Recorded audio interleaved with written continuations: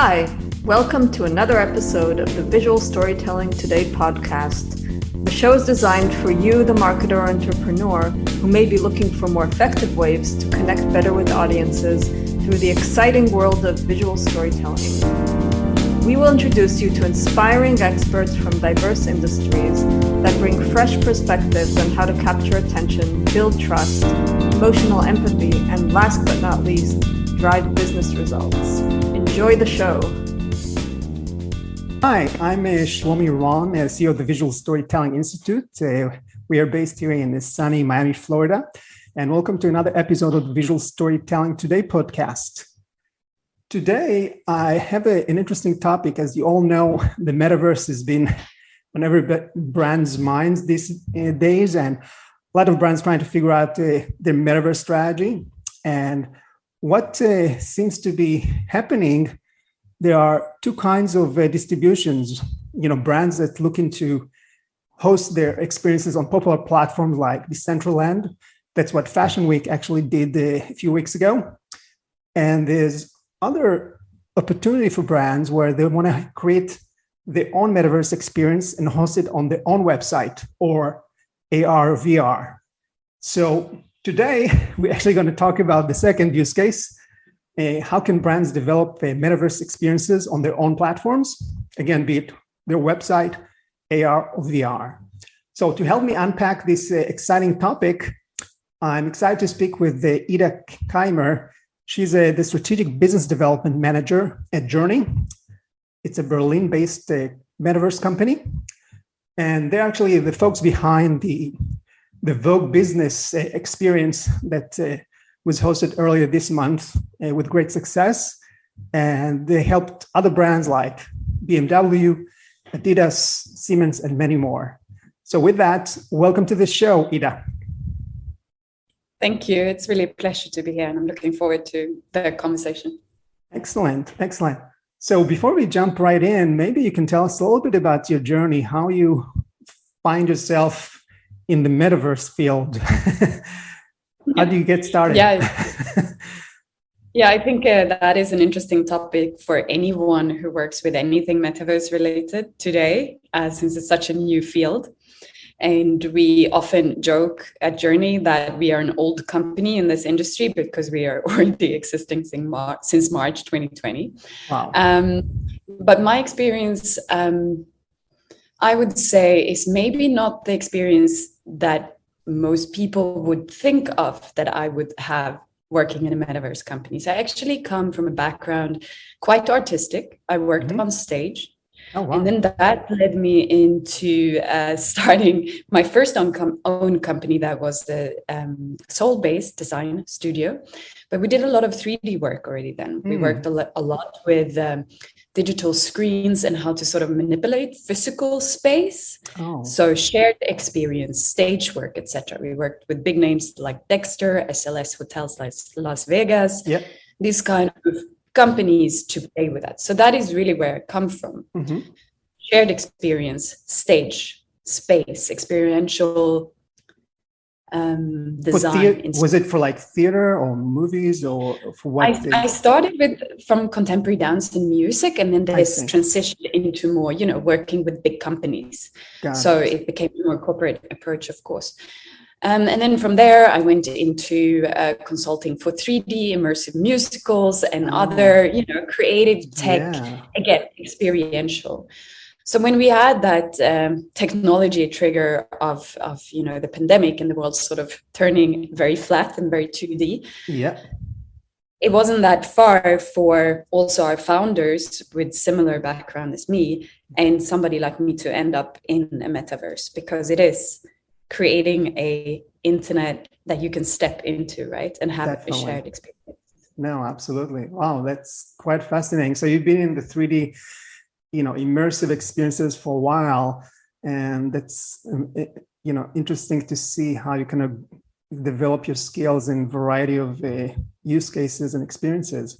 So that kind of brings me to my next question. It's a question I ask all my guests since we are wearing the visual storytelling hat. Based on your journey, how do you define visual storytelling? That is a very good question. For me, it's about, I would like to expand the concept to not just visual, but really to all senses. And that is the key, to have this multi-dimensional where sound and everything else is involved. And especially, I think the main center point of it is connection with other people into a shared experience and emotional connection. I see. Interesting. So it's really kind of a multi-sensory experience that goes beyond just sight. Got it. Yeah. Interesting. Yeah. So how does that translate into your role in a journey in terms of what you do there and processes? How do you help brands? So if you look at my specific role with a very long title, as you just had to pronounce it. Well, that's impressive. Yeah. Yeah. I don't work specifically with the creative part. We have an amazing creative team that takes care of all of that. I look more at partnerships. So it's more thinking about where could we possibly be going in terms of tech, but also, society and the needs of consumers, etc. And how can we get there? How can we be ready? So that is my days basically are made up of speaking to the most intelligent, innovative, creative people across the world to figure out how to do this together. Right. So when you work with brands, what is like the typical process? Brands come to you with what are the typical business goals they're after, for example? I will make it journey specific in this case. So as you mentioned in the beginning, it's a difference. You're looking for something different when you're going to Decentraland, for example, or Sandbox, Roblox. You come to us. So when businesses come to us, they are looking for this reconnection. Again, we were disconnected with the COVID trigger, and they're looking for that reconnection. And I think having that experience of the pandemic and spending even more time online, a lot of brands realized how disconnected we actually are on the internet.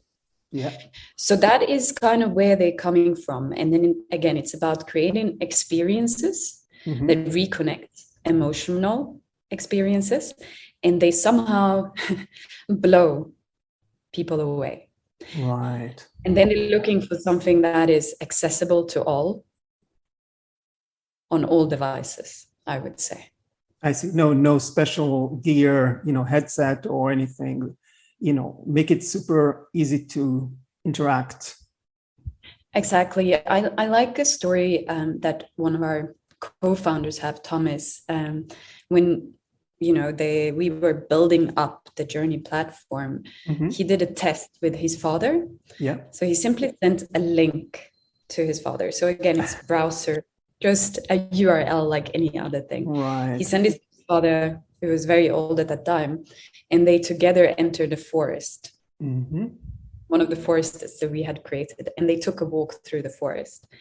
And Thomas realized that this was a very emotional experience to take a walk with his father in there. And his father later said the same thing. So I think that gives a little bit of a feel of what a brand also would be looking for. I see.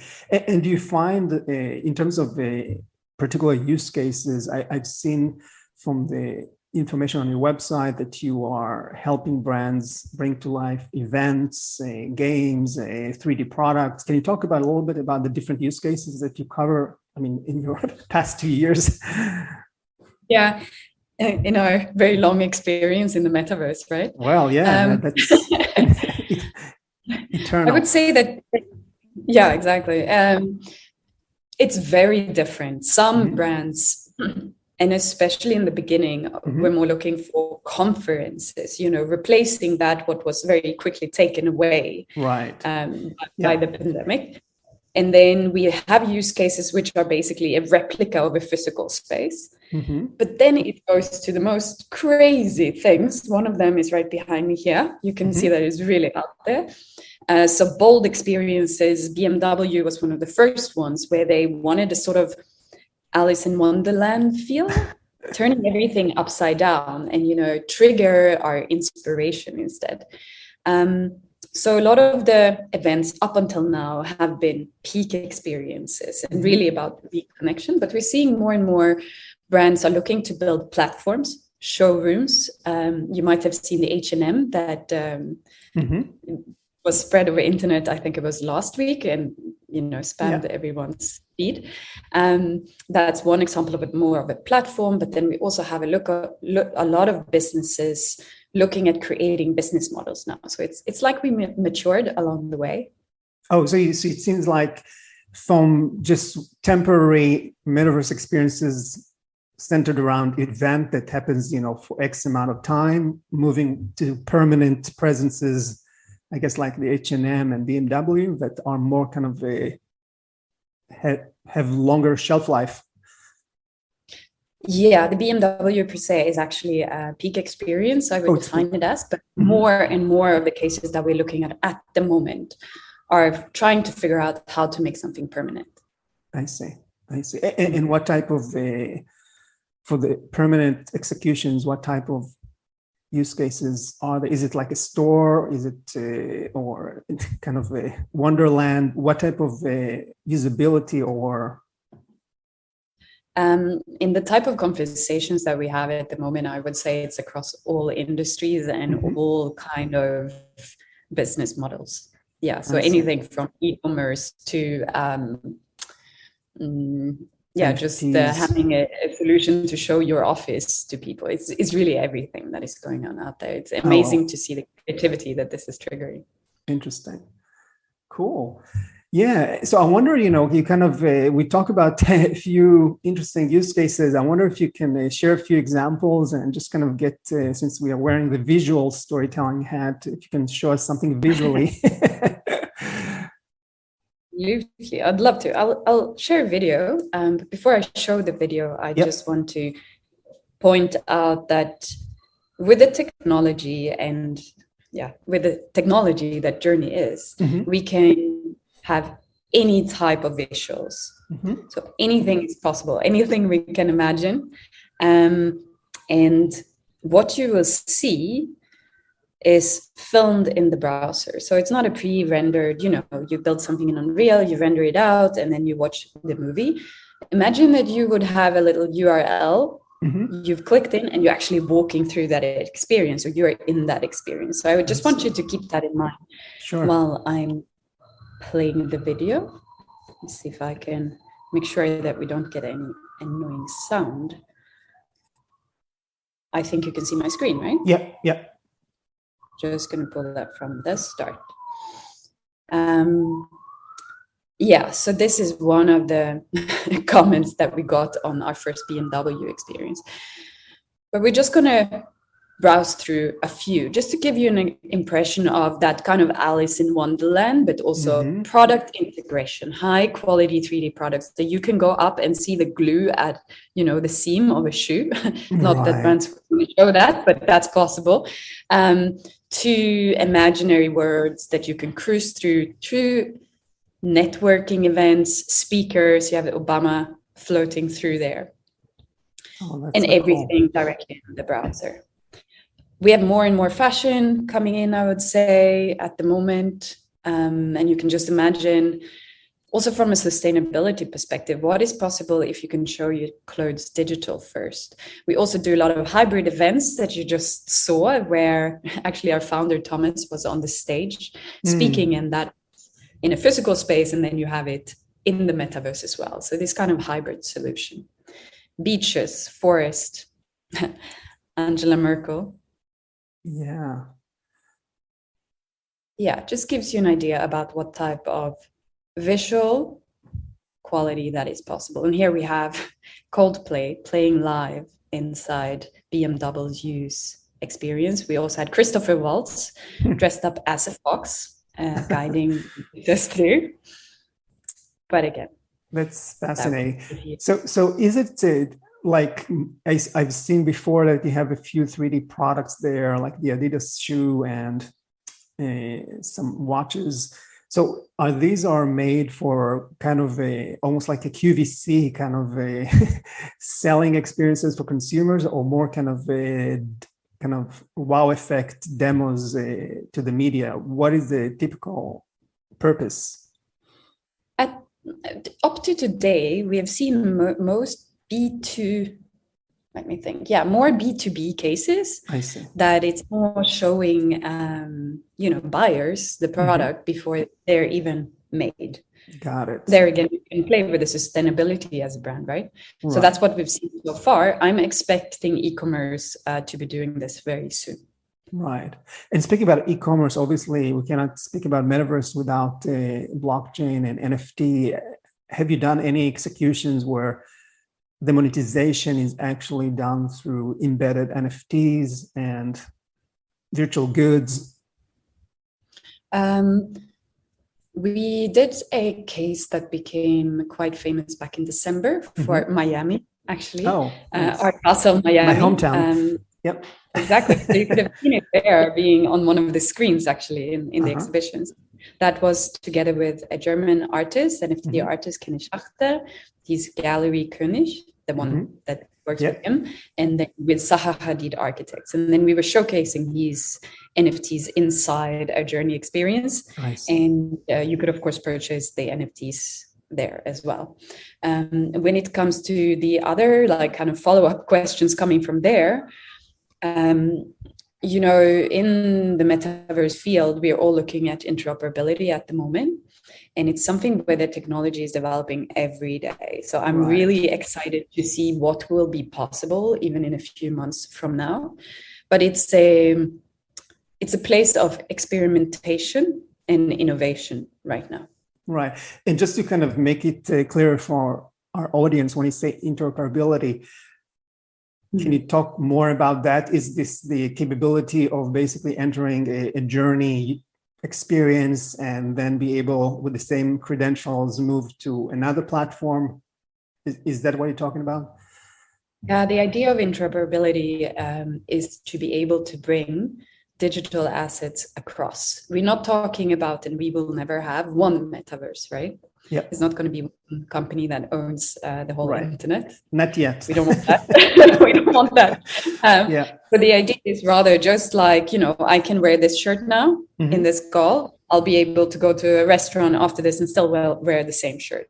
Right. So that is the idea behind interoperability, to be able to move digital assets across. Your avatar can actually move across platform, basically, with the same content that they accumulated elsewhere. Pretty much. Yeah, that is the idea that, we have Ready Player Me, we're integrating with them, which allows you to bring your avatar across platforms that is already existing.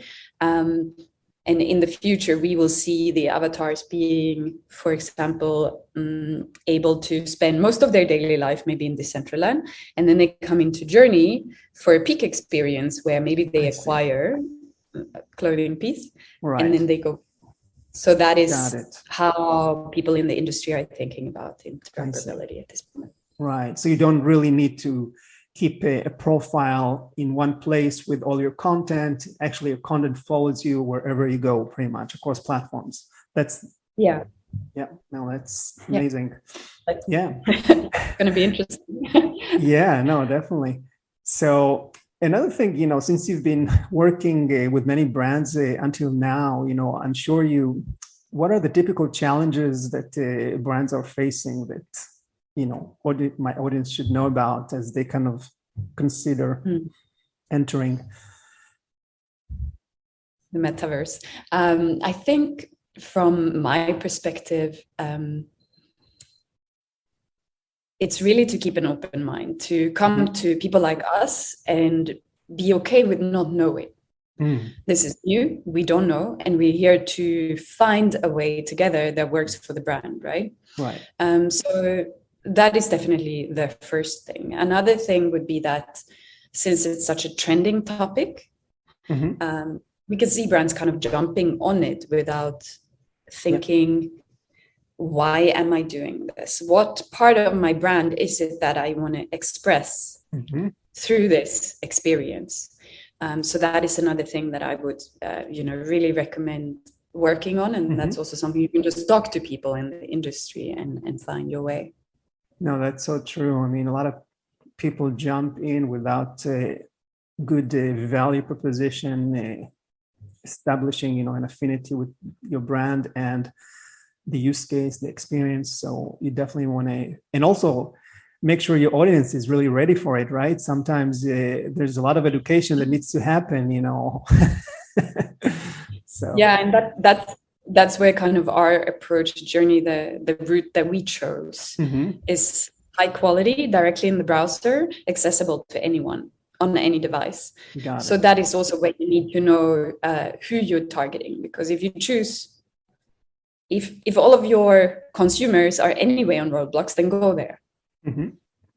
If you have a broader use base that don't want to connect a wallet to a platform, then maybe you should consider coming to Journey. That's right. You need to know, just as we needed to learn with social media, where are your consumers, or how do you bring them into the metaverse? Yeah, that's a really point. Question.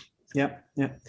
And assuming you with all your experience working with brands and kind of guiding them to, an exciting and very rewarding metaverse experience, I'm kind of wondering when a project ends, how do you report, what is the success criteria that you report back to the brand?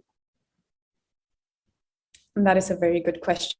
I would say it depends on the use case and what was the intention. For some use cases, it might be the amount of people that visited the experience during a set time. Like conference or event.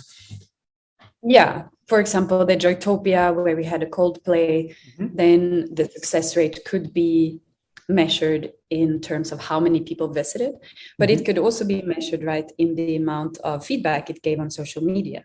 Right.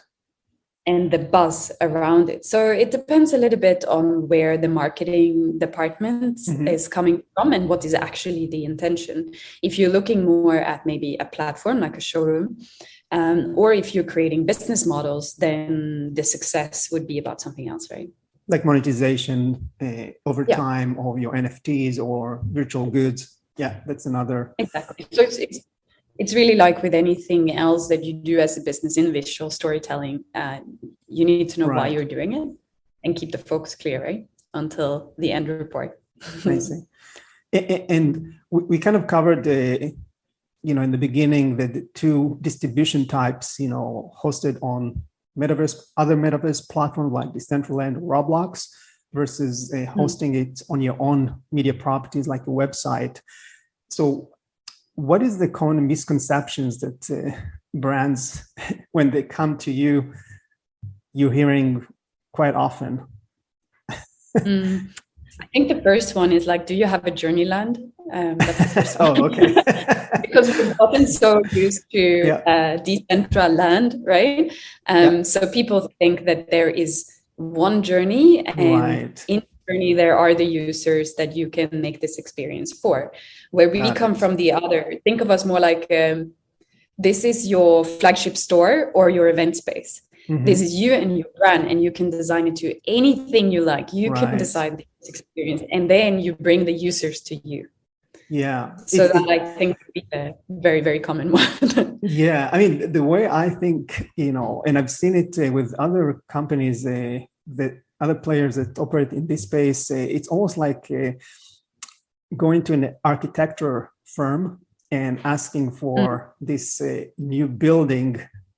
Obviously, it's not in real life, but it's in the metaverse. And that's what you guys are doing. You're basically a 3D architecture firm that make these experiences happen for brands for a variety of reasons. Yeah, I really like this idea of, thinking of it as a beautiful internet that you can step into. Right. No, definitely. Cool. So we talked about some monetization models before for your experiences this could be from events, ticketing, I guess, NFT, virtual goods. Are there any other methods to monetize an experience a brand could hope for? I think there will be many coming. Mm-hmm. What I see, and I don't want to give anything away, of course, mm-hmm. for the brands that I'm working with and talking to, there are a lot of business models being created right now. Mm-hmm. And I'm very excited to see where they will go. And I can see some that will be very successful for sure. Yeah. All right. This is very cool. So before we close, what would you say your top 3 tips for brands that are considering hosting their own metaverse experience on their own media properties? That's a very good question. I think the number 1 is something that we touched upon quite a lot during this conversation, is know why you're entering. Mm-hmm. Don't follow the herd. Know why you're doing it. Second thing I would say would be to think long term. Mm-hmm. We are all learning. This is your first experiment, so to speak. Right. Just do one thing. Be specific and try one thing. And then the last thing I would say connects to this with beautiful internet that you can step into and share the experiences. Mm-hmm. Be bold, create connections, do something that enables creativity and inspiration instead of just recreating what we can see in the world we're already in. Right. Yeah. So kind of go beyond copycat what it's already other brands are doing. Try to kind of create your own vision, obviously with your brand affinity and business goals. Absolutely. Yeah, I think to me, the ability to create anything in the internet that you can step into is to suddenly have the power to create anything that our mind can come up with. And a kind of baseline in that to play around with is how can that inspire your consumers or users?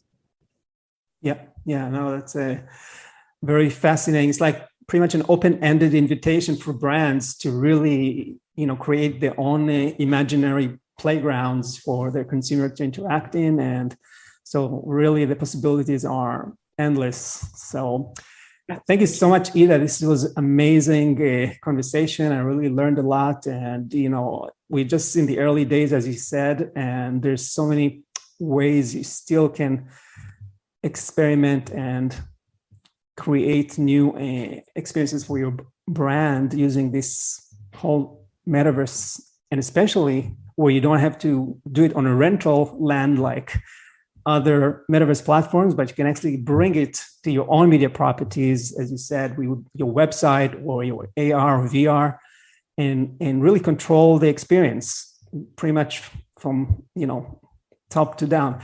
So with that, how many people can actually reach out and connect with you if they have any questions? How they can reach out, that was the question, right? Yep. The easiest way is to connect with me on LinkedIn. It's just Ida Keimer, or Ida Keimer, however you want to pronounce it, and send me a message. That's the best way to get in touch with me. All right. Thank you so much, Ida. It's been a blast, and I hope to see everybody in our next episode of Visual Storytelling Today. Have a wonderful day. Thanks. Thank you. Visual Storytelling Today is recorded in Miami, Florida. The show is published exclusively by Visual Storytelling Institute. Learn more at visualstorytell.com. You can subscribe to this podcast on the iTunes Store. Until next time, don't let your big story wait to be told.